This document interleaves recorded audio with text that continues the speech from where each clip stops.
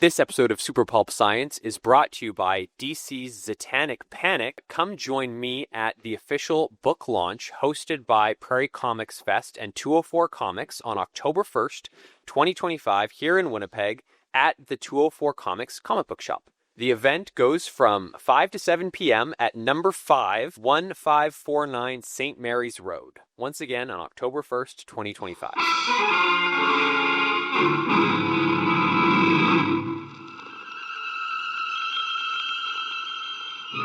Attention, citizens.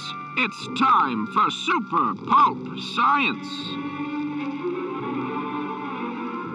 This is Super Pulp Science, where we talk about how genre gets made. I have two exhausted co-hosts in studio today and one producer extraordinaire, Dan Vadeboncoeur, Lyndon Rachanka, and Justin Curry, my long-suffering co-host. We have all returned from the Toronto Fan Expo. How do you feel? 2025? Yeah. I feel very fulfilled by that show. It was great. I was a little worried going into it. Shows have been kind of like stagnating or down, just kind of across the board. Everybody's experiencing like dips, I think. And then there was the news that they were expanding the Artist Alley by, 120 tables or 70 tables? At least plus end cap. It was 20-something end caps and 70-something. Around 100. Around 100 new tables in the Artist Alley. So everybody was a little worried about that. Suddenly, there's just a lot more vendors for your dollar to be spread across. I was pumped. But that also Yes, meant the previous episodes we're kind of excited about. Yeah, the great thing is a bunch of people that wanted in finally got in. All these artists that were like on the wait list finally got in because it's such a great show. Nobody ever doesn't grandfather into their spot. And it's one of those things. It's like Canada's San Diego Comic-Con. It's the place where media also attaches. There's Nintendo was back. Nintendo hadn't been there for years. Alien was there. Xbox was there. They Paramount. had a huge thing for Wednesday. Like some of the actresses for Wednesday was there. I saw them walking around, and so the big companies were kind of back. And it feels like the last couple of years their presence hasn't really been there. So. Yeah, with the streaming bubble bursting, media has been trying to figure out how to find its way back into the spaces, into the safe space of nerddom. And we'll talk about how Bell managed their thing briefly, but activations. Activations. I haven't been to Fan Expo for a while. Yeah. So was your previous one pre-COVID? Pre-COVID. So I was very pleasantly surprised with how it went. I had very low expectations. I always, and have mentioned many times, that my the fiduciary part of my business model is 80% of my money comes from 20% of my repeat customers. And so if you haven't been to a show in a long time, or you haven't been to a market in a long time, like the region, what will happen? You have to temper your expectations to that thing. And I had completely discounted the overlap of Toronto Comics Arts Festival. Because you went to KCAV just a couple months ago. Yeah, which I always think of in my heart as completely different demographic, but there was so much overlap and so many people who took one is a free event, the other is like $80 a day. That's right. Yeah. It's a pretty big difference. So a fair number of people that went to both, and a fair number of people who went to both who picked up some of my work there and sought me out as a result of seeing it there. So it was, I was disappointment is the difference, of course, between expectation and reality. It's nice being able to go it's hard not to go in with those expectations. I put this in the group chat to talk about of shows that you go to for like 10 plus years. You have all that history of those expectations and thinking about those, like there's always a couple years that were amazing. There's a couple years that were crappy, but you're always hoping this will be like a blockbuster year. And so it's almost kind of great going to a show for the first time and not having those expectations weighing on you and just like whatever happens, happens. And I don't have those past windfalls to make me disappointed. Even if it's a great show, it's not as great as it was 2 years ago, and it makes you like sour. I always hate that. I don't like that happens. No, Lennon, you kept walking by on the Saturday, and I would say, "How is it going?" You were like, "Weird show." weird show. It's a really weird show. I don't know what it was about this year, but our usual like sales trajectory was like an inverse image of what it's looked like in other years. Where the dear listener, if you listen back to some of our past episodes talking about this show, we have Stephen and I at the Infinite Studio booth have had slow starts to the Fan Expo show, and then a giant boom on the Saturday. And then Sunday's usually been fairly strong. And it was sort of the reverse this year, where we had a really good Thursday, Friday. Saturday was like way lower than we're used to. And Sunday ended up being our best day. And it was just, we ended up, right around where we normally do, but in a completely different way than we're used to from the last 3 shows. And we're still trying... If there's a logic to why that happened, we don't know what it is. I will proffer the following. I did profit, but I will proffer the following point of view. The show traffic in those kinds of things, usually people like to, and we see a whole culture of, I like to see every booth before I make a decision as to what I'm going to vote with my dollars on. Suddenly you had an extra 100 booths to do that for, which means anyone who came Saturday had a Saturday, Sunday ticket. They weren't done looking until mid-Sunday. And then they started making their decisions. So I think that culture of see everything before you buy, and it sounds silly maybe to people who are new to shows or don't know really the Comic-Con life we're talking about, but there's an entire way of doing the festival. If you go to music festivals regularly, there's a whole way of doing a music festival if you're a person who goes to them a lot. Concerts, same thing. There's a way to do it, and people have their habits. And so if you change the map, you change the habits. People have to figure out how to make sense of it all again. And so I think we saw a disruption in the habits. We often... I won't name names so that nobody goes asking them for their numbers, but we have a very meticulous, litigious friends who track by hour at shows and can compare the hourly trajectory of shows within a year to other years, to other cities, to other things. To me, that's crazy making, because I think it comes out in the aggregate. You, as Kenny Rogers is saying, right? You don't count it while you're sitting at the table. You have to take it all in at the end and then figure out what worked and what didn't. So I think there's a lot of stuff going on. Can we talk for a minute about, since we're talking about culture, the culture and the discourse around the show that we felt and saw while we were there, that maybe the average attendee wouldn't be aware of unless they've gone to TikTok to see people afterwards talking about it? Yeah, let's do it. Let's jump in. A lot of grumpy grooves. A lot of grumpy grooves at the show. Yeah, here's what I noticed. I'm gonna group people who vend at cons into 2 groups. People who were doing this before COVID and the people who started after COVID. Oh.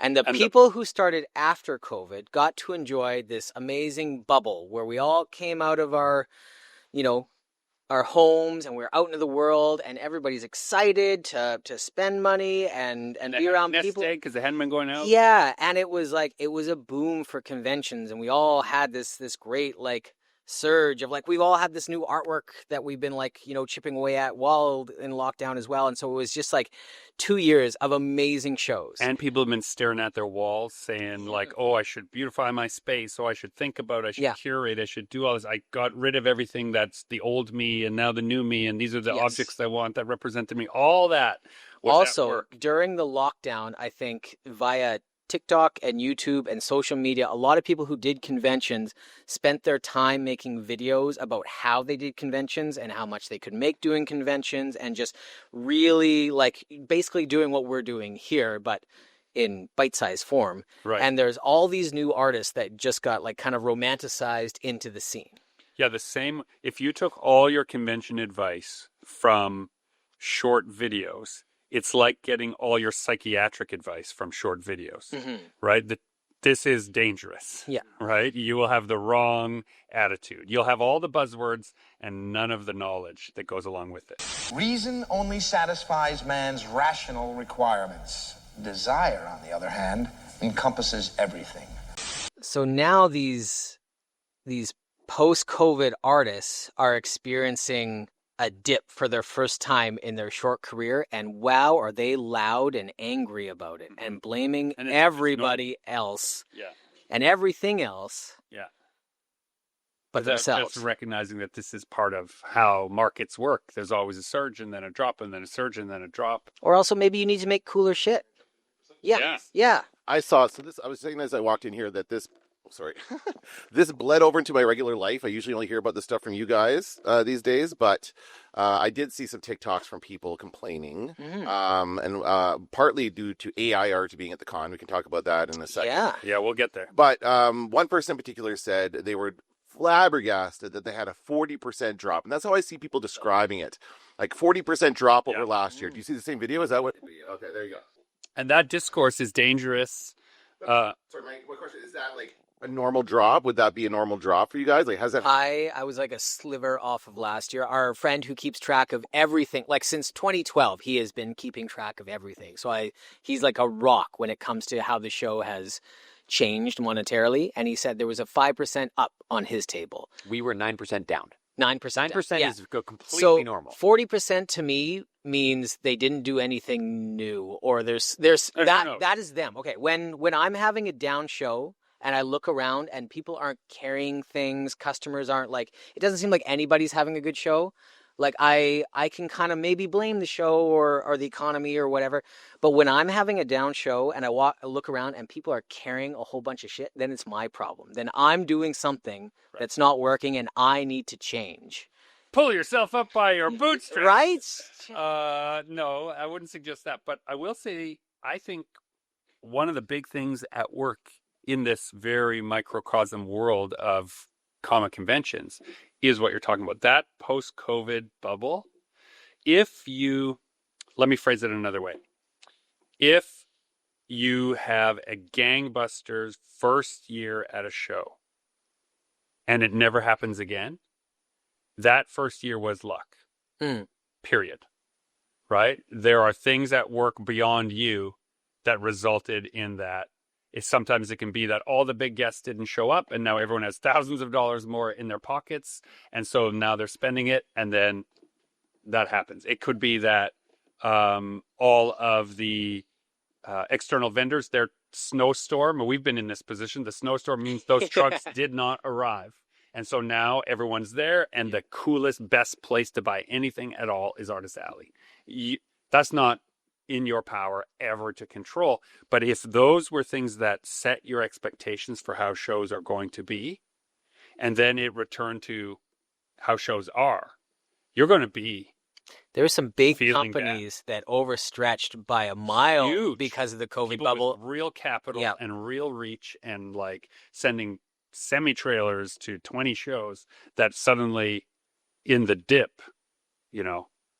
destroyed by them. Speaking of which, whatever happened to the T-shirt tower? Remember the T-shirt tower? No, they're still there. The giant booth that was just T-shirts? The 40 by 40 giant T-shirt. Were they? They were there. Them. Yeah. Okay. Yeah. I didn't see them. Yeah, they did. They were just in a different spot than okay. normal. Yeah. But I asked about that because I hadn't seen them as prominently displayed. Yeah, they were like at the last couple of shows, and then sure. Some people who know how the short flows run just said that they asked to be placed differently as a result of traffic flow. Like again, making changes to try and meet the changes of the crowd. The booth that I missed was the manga booth. Usually at that show and in the Calgary show, there's a giant booth that sells all different kinds of manga. And usually I go and flip through and pick something up. And I haven't seen them in the last couple of shows. Yeah. So, I mean, it's hard out there. And I also was next to... So I shared an end cap so I didn't have a whole end cap. I shared an end cap with somebody else who has a very different style. So you've been gone for a while. You're finally back. That's right. I don't want to overstretch. Well, I also want to point out too, like you're slowly coming back. This idea of like if you've been to Fan Expo for 2 years and you think you should have an end cap by now, like it takes. Every year you get your little table finally. Usually you start by sharing a table. I think we all started by sharing a table. Yeah. And then you get one table to yourself and maybe 2 inline tables. Yeah. And every year you ask to be moved or you ask for an end cap and like it usually takes 3, 4, 5 years of asking, but it happens. But I also notice a lot of like grumpy people who this is like year 3 for them, and they're angry at their location and spot allotment. Like, I'm not a math whiz like the other person we were talking about, but let's say I was talking to somebody about why don't they let us pick our booth placements, or at least put a list of where we'd like to be. So let's imagine 100 people, 100 booths, gave 100 suggestions. That's 10,000 suggestions for poor Kevin Boyd to try and solve. Yeah. Like, it's just not No. feasible. And so one thing that can happen, for example, the show, without our knowledge or consent, but actually I thought it was amazing and smart, set people who sold specifically comics and graphic novels against the aisle where Jim Lee, the big comic guest, would show up. Oh, Because that was on purpose. I was on purpose. The fear was if Jim Lee gets a huge line, it's going to clog that space solid and there'll be no one moving. And so if you have a whole wall of people standing there looking around, it's going to help comics vendors and people who are making original comics if comics fans are the people jammed in there. They can't control the line. They can't control how many people show up, but they can have a little bit of thought of who are those customers and can there be somebody moved in. And so I know my booth and a couple others that got arranged on the map as a direct result of that. And they came to say, and I spoke to Kevin directly about it, and he said, like, yeah, we were worried, but we sort of thought that you guys have what it takes to like navigate that. And so we put some people specifically, I won't name everyone, but in the lion's den of that mess, because I thought you could navigate it and you wouldn't, see it as I've done this thing to you, but instead here's the gift of 10,000 people standing in front of you. Yeah. Right? Or 1,000 people or 500 at a time, whatever it is going to be. You can't always choose. So I thought that was really awesome, and I benefited from it. For sure I did. I think, lines can really work in your favor, and they can. So I'm glad that worked out. Sometimes the death of it is it's just a line of people who are not interested in what you're doing, and no one can get to you. Lyndon, right? You've always been super psyched you're one of the few comic book booths in the Artist Alley. Yeah. I did a bit of a walkthrough. I only got to do one walkthrough this year. The reason why I was pumped about all the new artists coming in was, one, because I finally got to upgrade to an end cap, like we said. New spaces available. Yeah. And two, because there were so traditionally, the Fan Expo shows that something like 90% of their people re-up every year. There's so little turnover that, one, there was going to be the potential for new comics people to join the show, but also the percentage of the Artist Alley that is comics people is so small to begin with that the idea of the Fan Expo, adding 20% of its Artist Alley to be new vendors, I didn't look at as competition. I looked at it as potentially more comics for people who are looking for comics. And there's a very tiny segment of the Artist Alley wanderers that are there specifically just to buy indie books. Most are there for the K-pop Demon Hunters art. Man, that is a giant thing exploding this year. Yeah, K-pop Demon Hunter. It's insane. I loved the movie. It was great, but it was something kind of like almost like soulless and hollow about how every single artist pumped out a K-pop Demon Hunters piece as quickly as they could.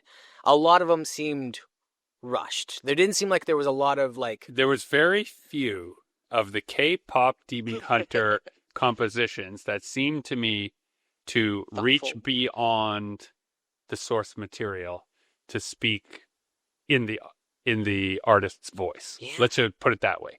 And that they stood out against their work as, trying to cash in. And it felt icky. Right? Now, there were some that, like, it was clearly they loved it and they worked on it and they tried to figure it out and, done But the memo has gone out. Yeah. Do a K-pop Demon Hunters print and you will sell. Here, let me hop on my segue. Do you know what one of my biggest sellers was? What? Dracula. Phantom of the Opera. Oh. Excellent. Right? So, like, you don't know. This is what I'm trying to say. You don't know what's going to work. Oh, my God, Axel. Have I raised the sun to have the morals of a snail? Let me hop on my motorized Segway here for a moment. Of these K-pop Demon Hunter pieces, how many do you think were AI? Zero. Okay, yeah, let's talk about that. Grossly exaggerated. The amount of okay, and like you said, Lyndon, 90% of the artists have rebooked. So that means these are artists that have been at the show for years and then decided to stop doing their own art and have started pumping out AI art. No, that's not happening. That's not happening. That's what people think are happening. Another one of the videos I saw was from somebody who was very upset, who claimed that 20% of the artists in our dating style Huge lie. were AI artists, and I thought False. that seems high. False. Like it could totally make sense for there to be one or two people who were just kind of trying to fake it, right, and pretend. Okay, I could be a little bit facetious here. Yeah. This is clearly a problem of art education. Yeah. People don't know what they're looking at. And how and what it's made. I have a story to go for this. Okay, go for it. So I was walking around on, I think, like the Saturday morning before the show had really started, and one of my friends was about halfway down the show floor, quite a ways away from me, and I go, "Oh, hey," and he kind of waves me into the booth, like, "Justin, come here for a second. I want like your opinion on this." I'm like, "Oh, okay." So hushed voices, and we go behind his table, and there's this other artist there, and my friend is like, she's upset. She thinks like the booth across from us is AI art. What do you think? And I look, like something needs to be done. Yeah, but she wants to be sure, and I look, and it's clearly not. It looked a lot like Artgerm is a very recognizable online artist who's been doing this like. Is that who it was, or that's just who it reminds you of? Very similar. Like I think they like took cues from Artgerm or like went to the same, like learned the same way. Anyways, it was very, very. But then Artgerm has been accused of being an AI artist online all the time, which is hilarious because he's been on the scene for like decades. And I would bring up Echo Cherik, who is also an incredible artist, and it's so meticulously rendered that AI was trained on her work in the early days. And so when she launched her Kickstarter, she got booted off the platform for being AI when her work was what originated the style that AI is copying. Yeah. Right. And I think that's kind of similar. This style looks like what AI is trying to be, and so people think it's AI. And this artist was just like, it almost seemed like close to tears, really upset about it.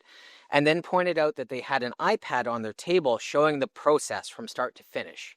And her thing was, that's like they're trying too hard to prove that they're not AI. So I think they are. This is such a witch hunt. It is. Yeah, the vibe is so black. But it's because people are hurt and angry. Yes. And they don't know what to do. They have a lot of feelings, and they're right to have those feelings. They're entitled to those feelings. People are acting in bad faith. Let's talk about someone who may have been acting in bad faith. Good old-fashioned mom and pop Bell Canada. Yeah. Right? Just a simple little organization that decided what they would do for their activation adjacent to artists, not in Artist Not Alley. even close to Artist that Alley. was, the opposite end of the exaggerated, convention center. Okay, In the be exhibitor careful about whatever you're about to say being quoted in a BuzzFeed article somewhere. Okay, yeah. Response to Bell. So only this. You don't want to make it sound like Fan Expo sucks. That's right. Oh my God. Oh, That's a misquote. Scooby-Doo quote, right? Yeah. Oh my God. No, it better not be. But that's so much of it is the goddamn rage bait The rage stuff. bait stuff drives me insane. Long form, you guys. Take Yes. your time and digest before you react. That's all I'm saying. So what they did for their activation was they had a very quaint way where you could have your photo taken, and then you could select a filter, and then they'd print out you as an anime character or as a science fiction character or as whatever you could select. It was just a free little activation for people to go activation. Now, how did they do that? They used Stable Diffusion, an AI program that was trained by stealing everything it knows how to do by artists on the internet. So its learning model is well documented as being the first and the worst of the thieves in that space. They representatives of Bell have said that they bought the program, they used the program, and they fed art into the program that they did purchase. So you can use Stable Diffusion. You can feed it anything you want, right? And so you can feed it art. So they purchased, hundreds of pictures from hundreds of artists and... I mean, I don't know the details. I only know their statement. I want to dive yes. I know you just read this and I read this too, but I want to know what that actual means. I also talked to some people who were present in the police action and who were there trying to diffuse the whole scenario. Oh, hold on, explain that? Yeah, you're jumping the shark a little.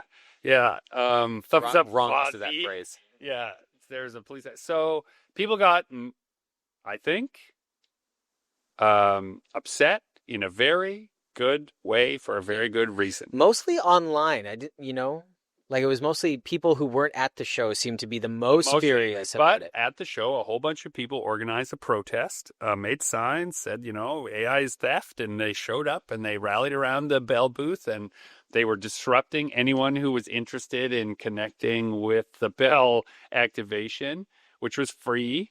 Again, I find the whole thing problematic, but we have to state the facts. Nobody was charging anybody anything for this. It was a free service. So I think that's why they thought they were doing no harm. It's we're not taking money from anyone. We're not charging money for anything.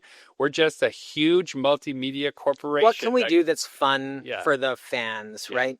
And they don't care. Deep down, they're just trying to get people to know. As a former employee of Bell Media, I can say there's not a lot of deep thinking going on in that organization. All right. So that lack of deep thinking put them on a trajectory of conflict with Artist Alley. And Artist Alley showed up for that conflict because I don't know if you know about artists, but we're usually spoiling for fights, right? Yes. So show up they did to the point where there was, I think, some name calling and some aggression on both sides. And so the police were called. And as the police were on their way, and again, I'll leave the names out of it, but I happen to know some of the people who saw the police on their way and said, oh my God, this is going to become so stupid in a minute. Intercepted the police, asked them to stop for a minute to give them context about the whole story.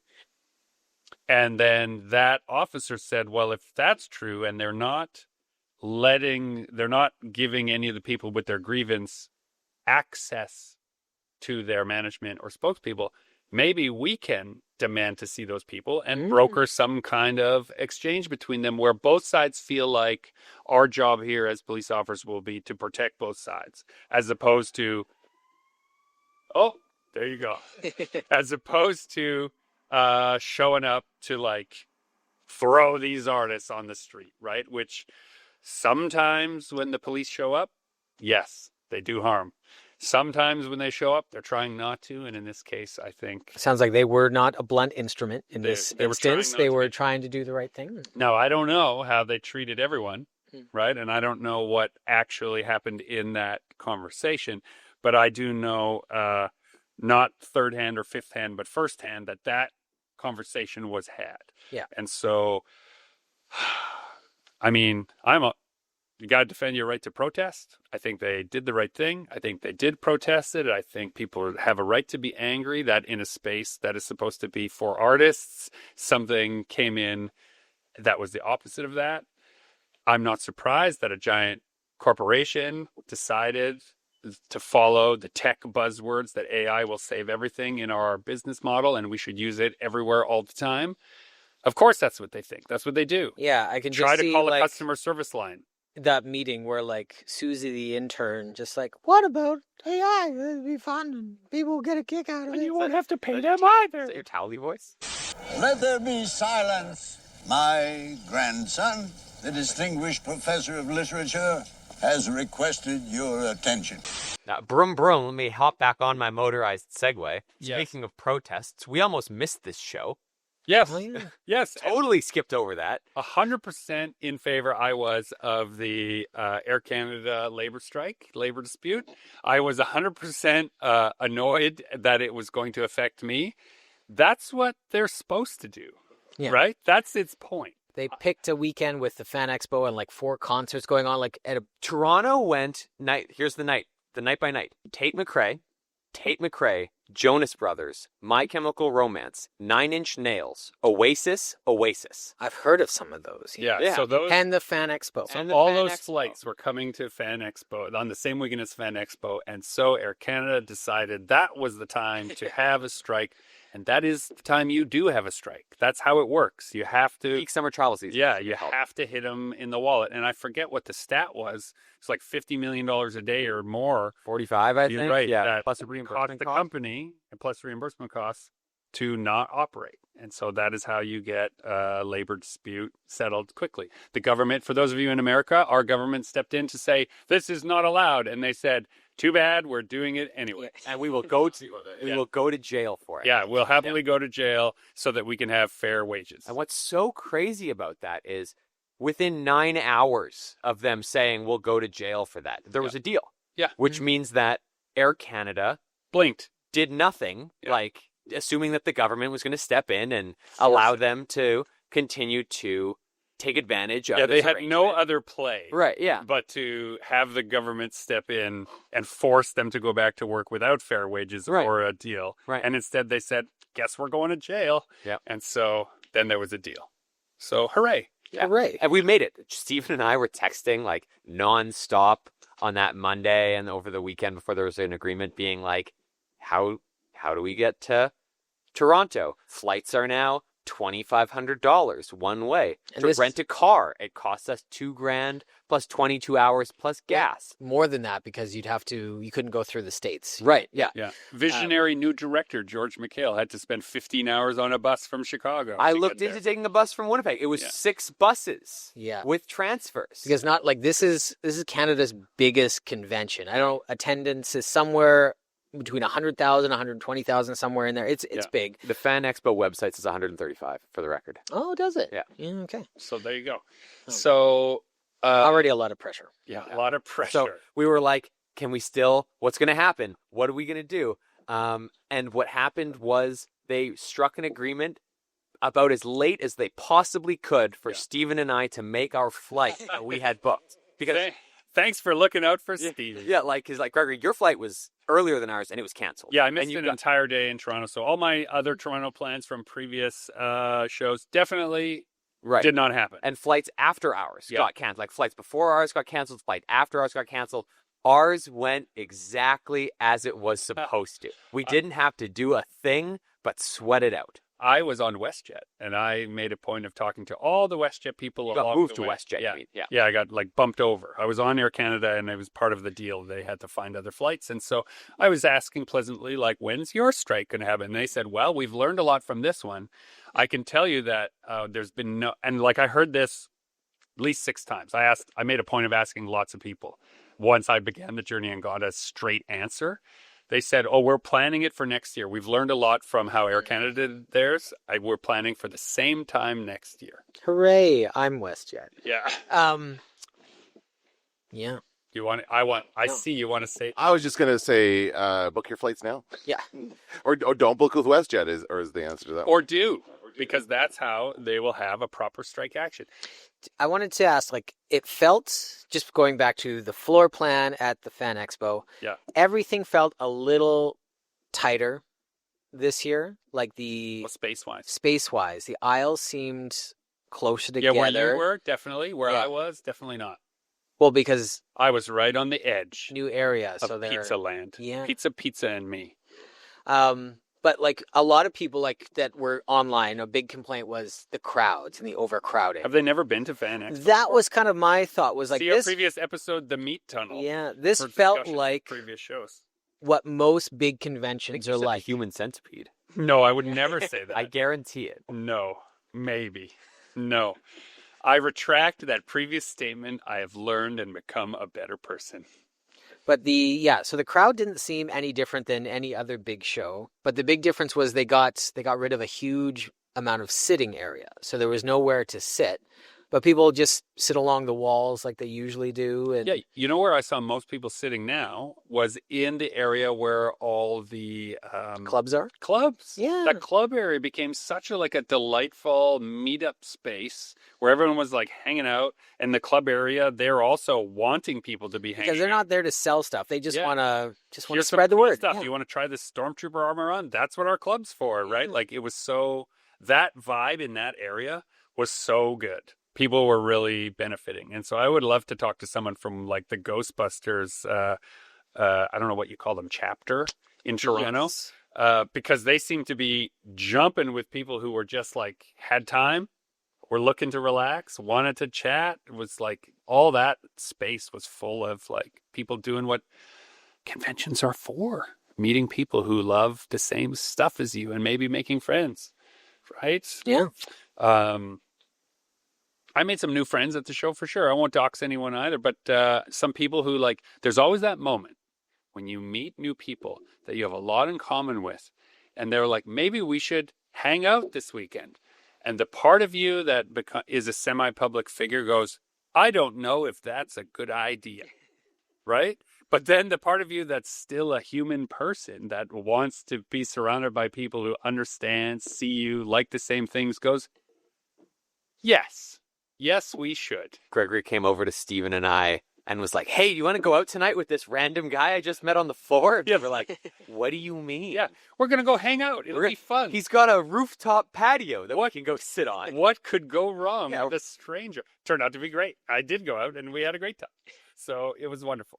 You guys made it to the raid party? And we did go to the Royal Academy of Illustration and Design. Yes, we did. After crossing through a rave at the Old Spaghetti Factory in downtown Toronto. Yeah, you left Old Spaghetti Factory before the rave started. I did. But I saw them setting up for it. And Yeah, it was crazy. confused about what this was. imagine, if you will, dear listener, the Old Spaghetti Factory, the original Old Spaghetti Factory, which I have confirmed. we know that? Yes, Yeah, yes, okay. I confirmed that.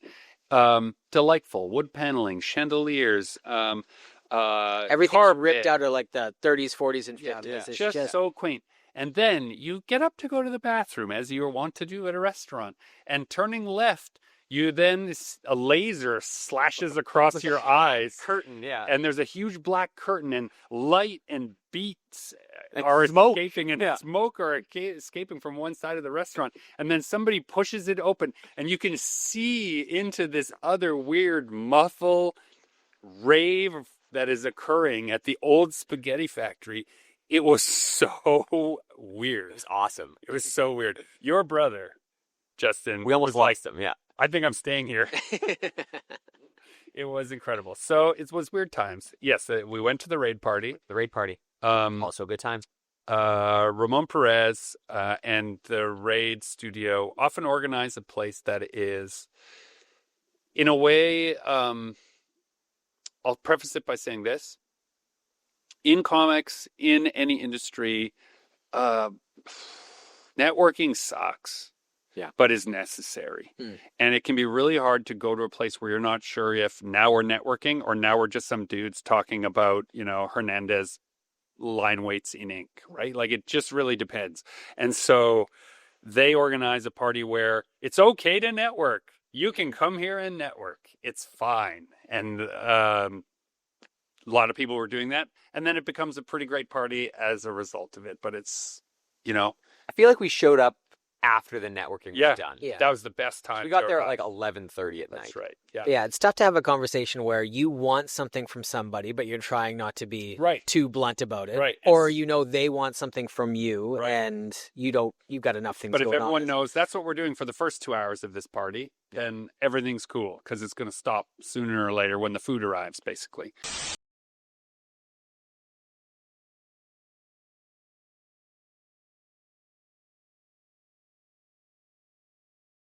Got to have a very nice conversation with the writer of Savage Sword of Conan. I don't think he does Savage Sword of Conan. I think he just does Conan. Conan? Doesn't he do the mangas? I thought he did. He said he doesn't do the anthologies. He's not in the anthology. Well, anyway, Well, Jim you wasted your time. No, I didn't. No, I didn't. We got to pump the tires of some friends and people that we hope to, have great adventures in the world of comics. And so that was really nice because we weren't there to network. We were just there to have a good time and meet up with some people. It's the best way to go into those things. That's right. Yeah. And Evan Quiring, a longtime fixture of the comics community that I hadn't had a lot of time to meet and spend time with. We finally connected in Toronto a little bit at the, I'm losing it, KeyCon. He was a special guest of the KeyCon, a featured guest. Guest of honor. That's the word, of KeyCon for comics. And so we got to know each other a little bit there. And I have regretted that, these many years, we haven't spent more time talking about 90s comics together. It was really quite great. I got to go to a tiki bar on Saturday yeah. with some DC Comics professionals. Yes. That was cool. Because you were one too. Well, maybe someday. You've begun. I went briefly and said hi to Jim Lee. That's the head of DC Comics. That's right. Did you say to him, like, what are we working on next? No. Did you ask him when the next issue is due? No. Did you ask him how come it was? I didn't ask him anything. You didn't ask him any of those questions? I just introduced myself and said I had a story coming out. What I'm alluding to, dear listener, is a joke long running all the way from 90s comics, is that Jim Lee's work is of a level. But that level often means his book is a little late to the bookshelf, a little bit in demand, a lot in demand. I forget what the X-Men numbers were back in the 90s, but in the 8 millions. million? Yeah, 8 million, right? So definitely a worth the wait kind of scenario. And I got to thinking, with no insider information whatsoever, I got to thinking, does he cultivate the worth the wait? Is this part of his entire way of operating? Or does it just take that long to put that many lines on the page? I don't know, but he was also a little late to show up to the show. But then he got it all done. Yeah. Like his signings flew by. The people flew through the line. Yeah. Yeah, and I think it's back to that timeless adage of good, fast, nice, and being two. Yeah. So you can be nice and you can be good, but if you're not fast, like you can get away with that. Yeah. Well, and because he's great. 8 million. He's great. And comics. He's really nice in person. Yeah.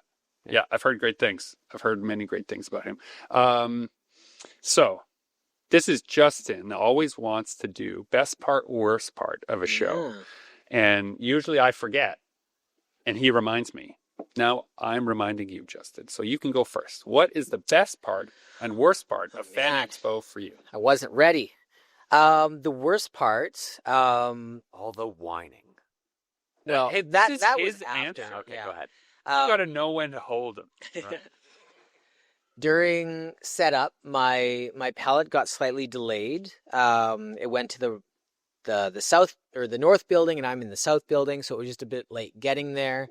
And so I just kind of had to be in this like anxiety, like ready to go mode. Like all I wanted to do was set up, and I just had to wait around for somebody with a forklift to finally bring a pallet. And then finally we formed a posse and went into the back and found the pallet just sitting there. And it just turned out that nobody knew that it needed to be dropped off. And so we finally got it dropped off. So I was really late setting up, which meant a bit of a stressful. The next morning I had to like be up by 6 to get to the show to like finish my setup. So that was the worst part. Best part was I overdid it with my canvas order for this show. I brought way too many canvases because I have a pallet that's going from this show to Ottawa to Edmonton back to Winnipeg, and so I was trying to order enough to like last. And you may have made a slight miscalculation when that total volume arrived, right? It was just the sheer amount was staggering once it showed up. Like when you're just like putting things into a cart, that's one thing, and then when it shows up and you have to physically deal with them, I was like, what have I done? But because I've been at that show since 2012, at a lot of like the repeat customers and that customer like the loyalty factor, a lot of people are more interested in the canvas items more so than like my your work prints. Graduates for them from the curiosity and something that makes them feel good to look at once in a while to, we love this, let's hang it on the wall forever. Yeah. Right? That's so great. So yeah, the overwhelming support from like those people who have been supporting me through the years, that really showed in the basically how the canvas inventory flew. That was my best part. Yeah. That's a real acknowledgement of the time you've put into the community there too, for them to say like, you're always here. I want to put a lasting version of this. Also, if anyone's ever been to the Chasing Artwork booth, Justin's kind of nice at those things. He's kind of a pleasant experience at the show that can sometimes be a little bit upselly.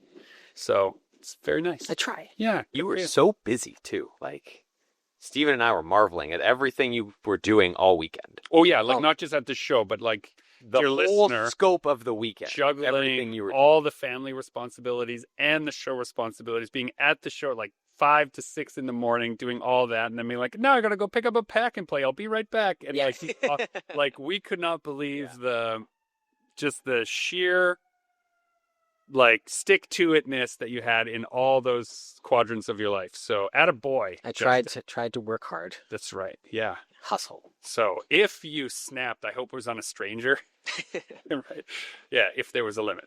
What about you, Lyndon? Best part, worst part? Okay, I'm going to preface this answer by saying that the Toronto Fan Expo is my definition of a meh show overall. It's never our highest seller. It's never a terrible show for sales. We're just talking cash. Yeah. People are less interested in books than, say, the Calgary show we've found. They're there for other things. So, like, the show itself, never particularly remarkable from just a show selling perspective. To Ottawa. People read in Ottawa. We do that show because we always meet so many amazing comics makers when we go to that show. It's community building. Right, yeah. It's definitely our community building show. And, we pull almost all of our pull quotes when we launched the Laundryman were from people we'd met at that show, et cetera, et cetera. So my best part is, as always, getting a little quality time with my co-creator, Stephen Call, who also has a very busy life outside of comics. And it's a couple of days where we get to catch up, go and eat a mountain of McDonald's, regret that, and then There's a not 0% chance you'll regret it. Right, yeah. Be just a couple of guys making comics for a couple of days without anything else going on. So that's always going to be the highlight. And I think that's probably going to be a highlight for a lot of the shows we do together going forward. The low light, similar to San Diego Comic-Con, was how much Gregory bullied me around the clock. Like, He reported this to all to HR, right? What did she say? Of course, yeah. No, we actually had to outsource our HR management to the Chasing Artwork head of HR. Bet you 1,000 to make this shot. 2,000. 5,000. Cash. What are you, an animal?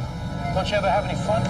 Even at the hotel room, I was getting bullied to the point where I had to put my over-ear headphones on to cut out the noise of Gregory bullying me every waking moment of my Fan Expo Toronto experience. I want you to know that Stephen put me up to it, and that Stephen, who is your loving and supportive mate in comics, by bullying, this is what I would do. Kenny Rogers has a song called The Gambler. And it's about how you got to know when to hold him and know when to fold him. And, it's a good convention. You can, and if there was a moment where I had a feeling of levity, I would sing it. And this was early on in the show, and it seemed to annoy Lyndon.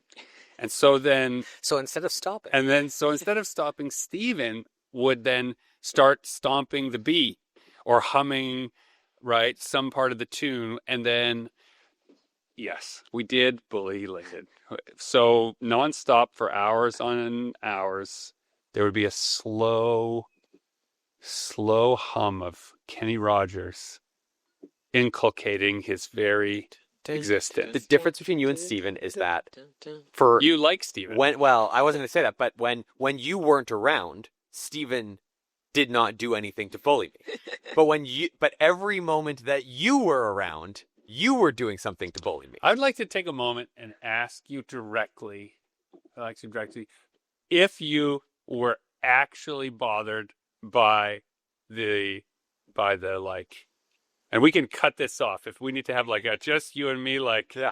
If it really bugged you, I'm actually sorry. Because we were just we were just kibitzing. Right. We weren't trying to drive you to a place of Guys trip. Well, Yeah. Gregory, if you had slept for 5 hours, right. and then were woken up because you had another 10 hours of work ahead of you, and you had yet to eat or drink anything, I've been there. and someone was singing to you nonstop, how would you feel? I would have felt that. This sucks yeah, now, but it'll right. make for a good It'll story make- later. Exactly. I would have loved. I want to step in here and say you guys need a safe word, and you need to let him know when to stop. Is what I need. Pineapple. Oh, I'm sorry. Putting the headphones on wasn't enough. No, it's My It apologies. seemed to encourage us. In fact, while you had the headphones on, Steven said, "Do you think we could get access to his Spotify to just put the song on?" There was one morning where you actually played the song on your phone at full volume in the but like with the tinny sort of maybe the slightly phone blown speaker. out phone Yeah. speaker. Yeah. That didn't help. Okay, I've lost track. Was this the good part or the bad part? This is the bad, bad part. part. This was the Bad bad Okay. part. Is that you need? No, you don't need. I need to curb my enthusiasm and stop picking on Lyndon At every show. at every show. All right, I won't defend myself. I will simply say I'm sorry. Okay. I, however, will say that my best part. Said I kept singing this. No, not at all. The best part, worst part of the show. The best part of the show was how and why I was there in the first place, which goes back, dear listener, to last year when I was at I was somewhere and I was explaining to someone why I wasn't at Fan Expo, and my kids overheard me. I said, Fan Expo is always right around the back to school time. So there's all the back to school shenanigans that happens. And I just feel like it's not a good time to be away. Your kids need you in the anxiety that builds up to back to school, the running around. You're gone from like Wednesday to Monday, right? It's a whole week. It's a week. And it's right at that critical like mental load time for the parent of getting all that stuff arranged. And it's too much. And so they actually had my kids, we have a family meeting, a culture in the house where we can just say like family meeting, we're going to air the laundry, kind of like what Lyndon just did, right? It's like it was funny at first and then it stopped being funny. Don't do that anymore. All right, you have been heard and we won't do it. So they said, Dad, we overheard you say that the reason you're not going to Fan Expo is because you think we need you. We don't anymore. We're old enough now that it's good. We're handling that stuff. We got it all figured out. The class list doesn't stress us out. The build up to school doesn't stress us out. It's not the way it used to be because post-COVID, there was all the anxiety about back to school. They're like, we're over it. And so as long as, and of course, Tara is there, as long as mom can handle the parent part, you don't have to not go as a result to us. And she's like, oh yeah, I got it. As long as he helps me the week before, do a whole bunch of that stuff, we can make it all work out. So the best part for me about Fan Expo was why I was there, was the family voting on what they need and what they don't need from us. And that there was, it's funny that it's up against your grievance, is that they felt safe enough to say what they thought previous years, we need you around at this time. And when they didn't anymore, they said so and they meant it. And so that was good. So you win some and you lose some, I guess. So my coworkers, however, suffered greatly. I should mention that 4 of us, myself, Justin's brother, and Stephen and Lynn and I, we were all crammed into a tiny hotel room also in Toronto. Nice, close, perfect for the venue, would stay again. For 5 days, 4 dudes it did in one room. Yeah, it did find its level. And there's a reason we usually take a couple days off after the Fan Expo. Yeah. And so I had a different worst part, but now my legitimate worst part. I was gonna say, is that your best part? Was being in a hotel room with the other dude? Well, it was fun, but no. You're not the worst part. Or you're going for the worst part now, right? Now I'm going for the worst part. Yeah. No, my best part wasn't the worst part now of Fan Expo was that anytime you take a joke too far, it sucks. And so if we took a joke too far and Lyndon's looking at me in the eye and he's laughing and he's smiling, but I honestly think we may have gone too far. So I mean, the reality is some of it's No, a bit. you don't apologize. No, I'm not apologizing. No, I'm don't not apologizing at all. Don't. Some of it's a bit, and Yeah. I appreciate the commitment to a good bit. Yes, Some of it's annoying. that's right. That's also part of a good bit. Two Might, things can might be true. still Yeah. a little fresh. Let's Yeah. talk about this again in a week. Yeah, we'll talk about it in a week. But my Except he showed up today and started singing it again. well, but that's just because it's always in my head, right? All seriousness, though, in all seriousness, how a show of any scale works is that the people who are there for the same purposes can find middle ground to say what they really think, to feel what they really feel, to find some support in the community.